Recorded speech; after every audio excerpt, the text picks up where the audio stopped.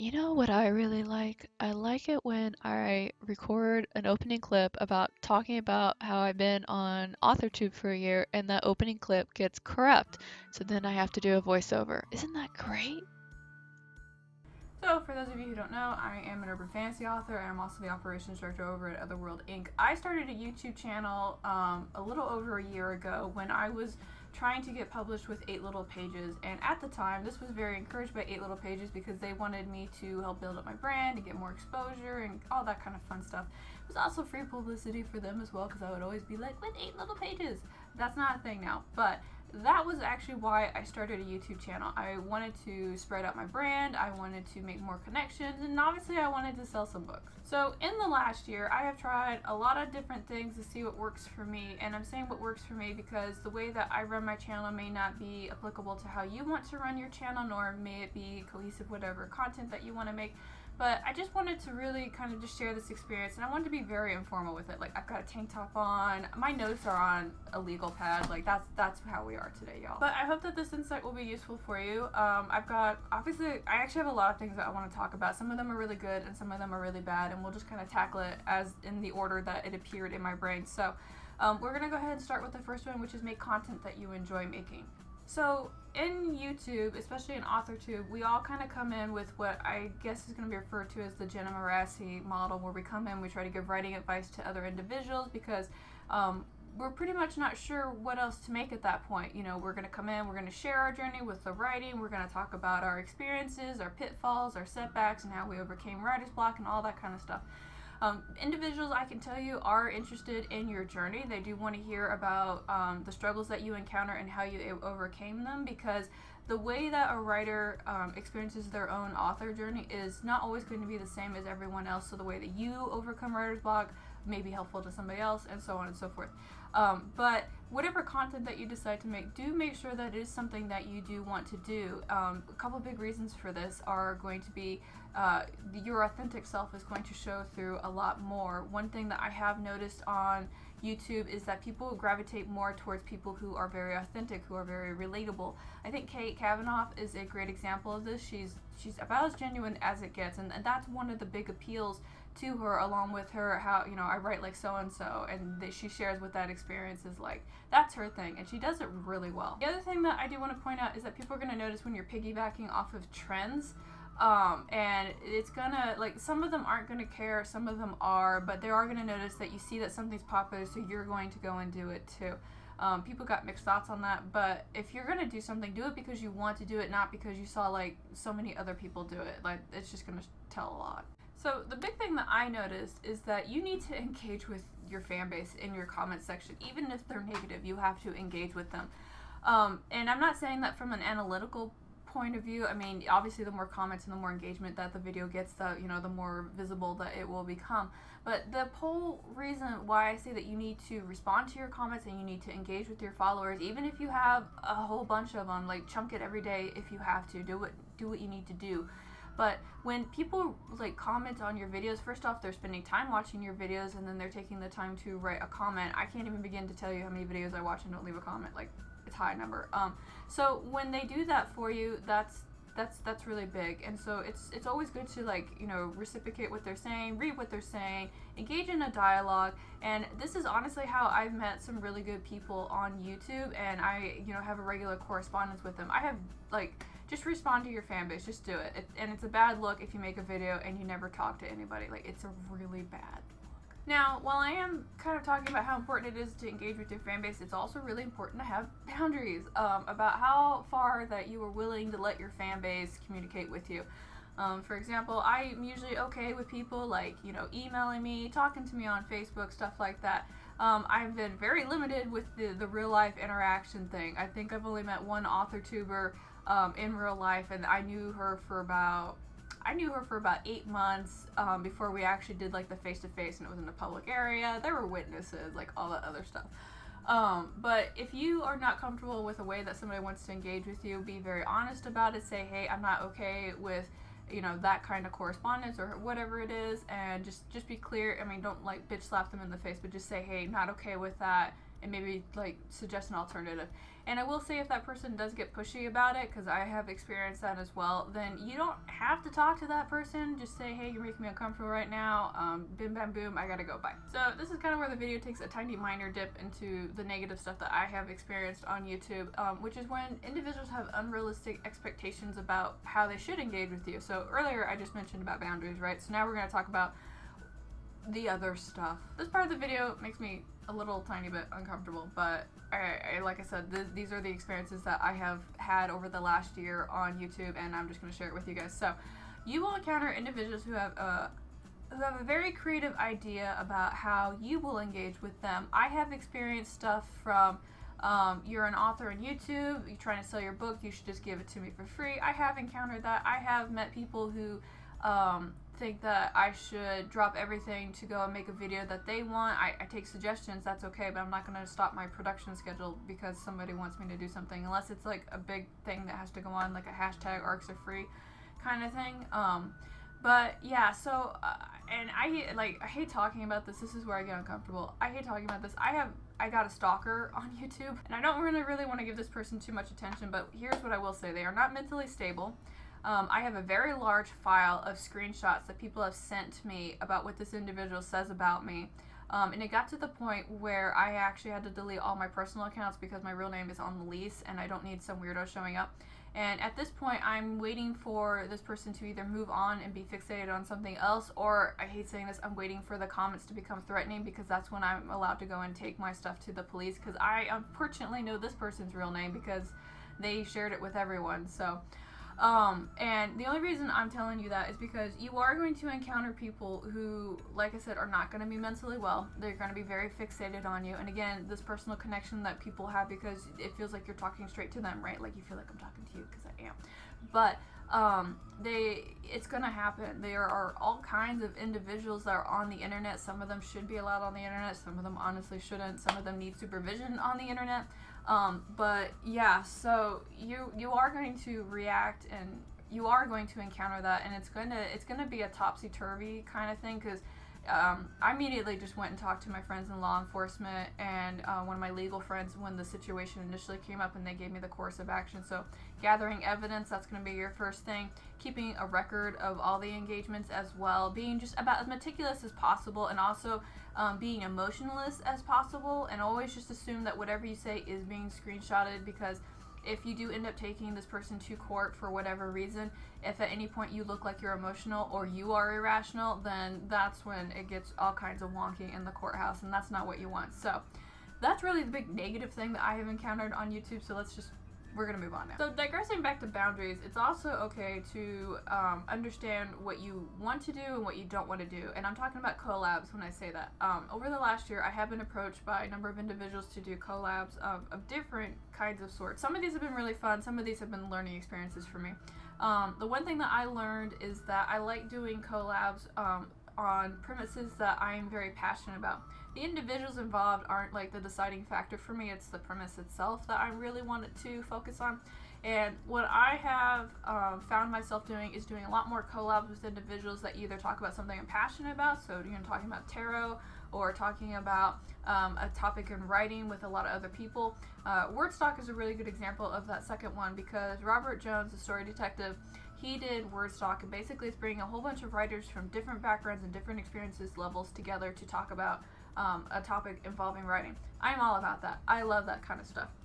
What I found I don't like doing is doing topics that kind of like are secular, if that makes any sense. Like it's like it doesn't have like the right jive or the right vibe for me. And I also have to understand what my knowledge pedagogy for those topics are, because I'm not really comfortable about talking about topics that I don't have like a lot of experience in. So if I get approached to come and talk about, like, I don't know, engineering and fiction, I'm probably going to turn that down because I don't know a lot about engineering. So yeah. At the same time, I have turned down collabs because they just didn't fit with my brand at all. Like, I'm not lying, I've gotten some requests for some collabs where I was just like, and yeah, so you got to keep in mind like the kind of person that you want to represent on the internet, and how those collabs that you take part in are going to be related to that. So again, don't do the stuff that you really do want to do, and don't be afraid to say no. I know in the beginning when you start this little YouTube journey, you're going to immediately want to do all the collabs because you're looking to get the exposure and the views, and that is part of it. But again, if it's not something that you're very passionate about, it's going to show. So just keep that in mind when you decide to say yes or no to these requests. Now, if you do collabs, you'll find yourself making friends. And making friends on YouTube is not a bad thing. I think in the last year I have made some very solid friendships that I don't regret at all. I really enjoy talking to all these people, and it's in some cases it's been like a little bit of a lifesaver for me, because there's only like, you know, author problems and YouTuber problems. Not everybody outside of this house box is going to be able to understand it. They're going to be kind of like, you know, they won't be able to relate, and their suggestions won't be able to mash with what it is that you're trying to do. But Authortube has definitely got my back when I'm sitting here and experiencing things. I don't know how to fix this, or I don't know how to do all this stuff. And it's like, oh, and then they come and they help me, and then I help them. It's a wonderful thing. I really do love the Authortube community and the connections that I've made in it.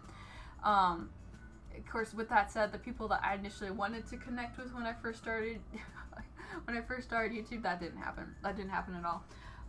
But at the same time, I'm not sitting here and going woe with me about it, because honestly the friendships that I have made make up for it by like tenfold. So this next thing is kind of interesting, and initially I was kind of pet peeved about the entire thing, but then I just learned to let it go, like the song, right? And it's that when you make content that you really like, and you're making it the way that you like, people are gonna copy that.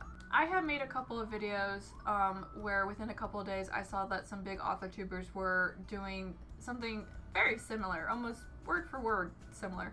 And this, I'm not gonna lie, this irked me off a lot in the beginning, because, you know, I'm a tiny little YouTuber. I don't really have a lot of views or anything like that. So when I see somebody who's a lot bigger taking my idea and spinning it in their fashion, it peeved me off a lot in the beginning. But what I came to realize over the last year is that there's limited content for people to talk about. I mean, part of the reason you don't see me coming out here and doing writing advice with any kind of frequency is because I can take a rock and chuck it at Authortuber and know that they've got that writing advice on their channel. And my struggle is just trying to make a channel that obviously is focused on the things that I enjoy doing and how I want to do it and all that other stuff. I don't want it to be another how to be a writer channel, because there's lots of those. So that, I don't know, does that make sense? Tell me if that makes sense. But yeah, it did myth me, and then I came to realize that limited content, and then the other thing that I realized is that, you know, if I start a trend, then that's good. Like, there are some people who really do need an avenue to like pursue. So if I do one thing and they run with it all the way down on their channel, then good for them.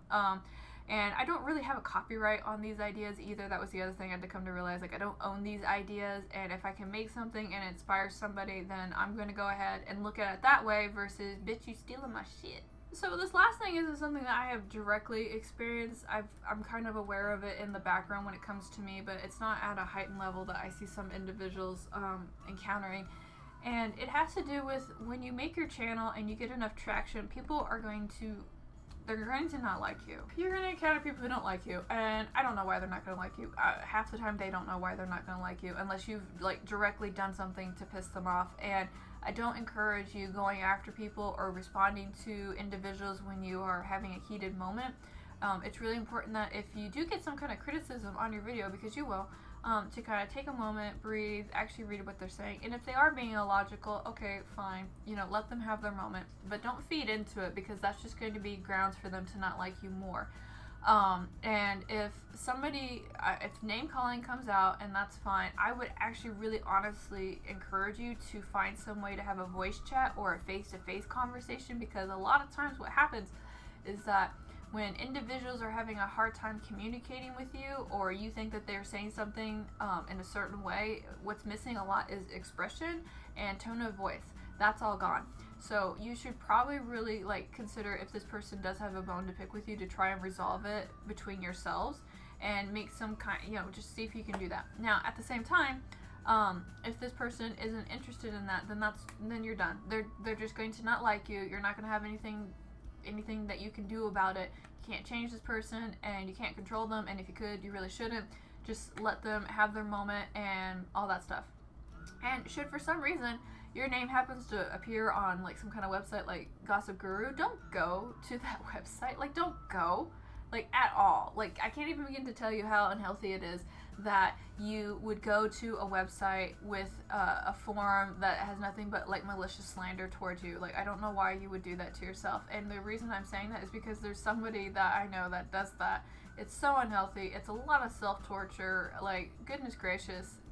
Oh my goodness. The people who, with the exception of one person, the people who usually don't like me are very passive about it. They won't come and like directly talk to me about what it is that their grievance is. I wish you would, because I'm very approachable. My contact information's down below. I'd love to hash out whatever it is that your critique of my whatever is. But I will say this for individuals who don't like me and you're watching my video, is that everything that you have typed to somebody and wherever you have typed it, it's been screenshotted and it's been sent to me. And it's not by individuals who are looking to stir the pot. It's by people who are looking to get receipts on you. And I just want you to think about that for a moment. Those are also in a folder that I'm probably going to one day delete, but we'll see. We'll see. And I personally don't like that we're in a culture where we have to basically keep receipts of everything that's being said in order to justify XYZ at this point. But one of the things that you're going to learn about being on the internet and YouTube and all those other platforms is that it's very easy for people to change their narratives, and that's why you see everybody taking the screenshots, because when somebody says something and they try to take it back, then man, you just gotta assume that whenever you're talking to somebody, whatever platform is that, it is going to be used in court. So just keep that in mind as you progress forward. I think the last thing that I learned that I've actually really enjoyed is doing live streams. I do them weekly, and I do them for writing productivity. So some people show up and they clean for like 15 minutes together with us, or they write, or they do whatever. Sometimes they just want to hang out. You know, given the climate that we're in right now, going outside is a little difficult. So looking for social interaction, that's a thing that people want right now. So I have really enjoyed that. It's been great. And the really nice thing for you as a YouTuber is that it allows you to have a real-time, communication with your fan base. And sometimes this can go really well. Sometimes it can't. Really depends on the number of people who show up. I admittedly do struggle with responding to everybody once I hit, like, if there's 40 people who are watching the video. It's only happened like maybe 2 times. But once we hit like over 30, I have to I go from being kind of like part of the screen to trying to make sure that I'm including everybody in the comments. That's my ambition. That's what I try to do. And I found that having moderators, if you do decide to do this, are going to be really important. I probably have like 15 moderators. And the reason I have 15 moderators is because not all of them are going to show up to my live stream. So having like a high number will at least guarantee me that I will have at least 5 at my stream at any time, which is kind of what I need. And they're serious lifesavers. They've come in and like just like banned people and taken them off and all this other stuff. So that's been huge. Thank you, moderators. I really appreciate you. Okay, so wait, hold on. I'm not done talking about live streams. I was almost done talking about live streams. One thing I am going to tell you about live streams is be careful about what's in your background and your topic of conversation, because if you violate the TOS of YouTube at any time, especially right now, your stuff gets taken down, like, it's gone. And you really don't want that, because some people do come back to watch your live streams for the replay. So do be aware of that. Now, the one thing I am going to also add to that is if you are an individual who might be in a situation where you have to go to court for whatever reason, do be aware of how your presence is in these live streams. If you're talking about questionable things or you're doing something very off, just know that once it's up on the internet, it's going to be there, and this can always be used as evidence against you. So always, again, kind of going back to the one comment I made, is like, whatever correspondence that you have, whether it be in text or in the video or whatever, just assume at some point it can be used in court against you. So just be very careful with your word choice and the topics that you decide to engage in. Just leaving that in there. You know, last thing I learned, I finished my list. Like, we're done with this legal pad now. The last thing that I learned is that I don't want to say that video quality doesn't matter, but like, I've seen some videos where like individuals have like those super high def cameras and everything else, and they're like, you have to get this camera and this program and all this other stuff. I am talking to you from the camera on my laptop right now. Ta-da! I'm saying that because if you're an individual who thinks that you can't that you need the most high tech whatever to record yourself and do all that. No, you don't. You don't really don't need that.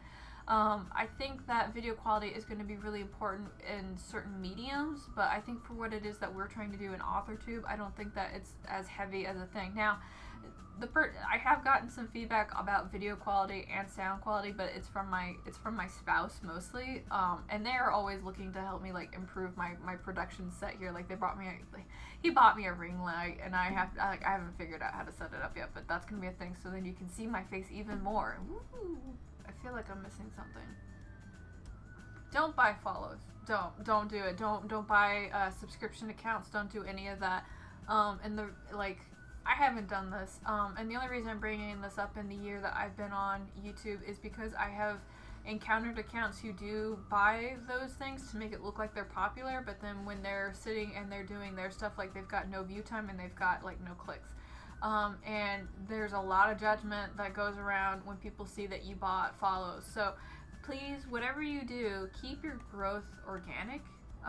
Don't try to fool the system or anything else like that, because the Authortube is not here for that, and they will judge you, and then they will shun you, and that will be the end of that. And you really don't want that. Like, you're not here to do that, right? Right? Had to throw that last one in there because I've seen it occurring a little bit more than I really want to in the last 6 months. But yeah, so that's gonna be the end of my video. I know a lot of you who are actually watching this have been on YouTube for a little while too. You've made your own author videos. I'm definitely very curious about your experiences. Or if you are just somebody who doesn't actively make videos but you like to watch Authortube videos, I would be really interested to hear about the kind of content that you are usually drawn to and the people that you follow. Just because you're all different, you all experience things differently, you're all drawn to different things, and I am a nosy fuck and I just want to know you a little better by knowing what you're drawn to, so there's that. But yeah, so that was my experience. I hope that was insightful for you. I hope that you got something from it. It's just absolutely wild that I have been on YouTube for a year. Like, every time I see like the video it's like posted a year ago, I'm like, wow, I've been here for that long. There's people here who've been here longer than me, but I'm still kind of like, wow, I made it a whole year. But yeah, that is the end of the video. Thank you guys so much for coming, and I'm going to go and edit this thing that I have made, and I will talk to y'all again real soon.